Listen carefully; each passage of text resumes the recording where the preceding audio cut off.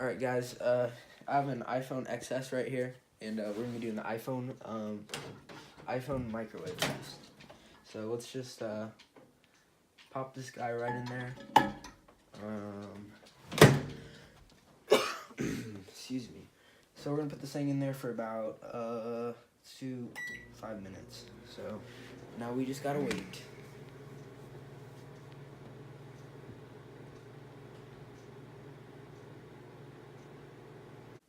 Alright, it's been about 4 minutes and 30 seconds, and nothing big has changed. So let's just take it out and look at the phone. Oh, nothing really major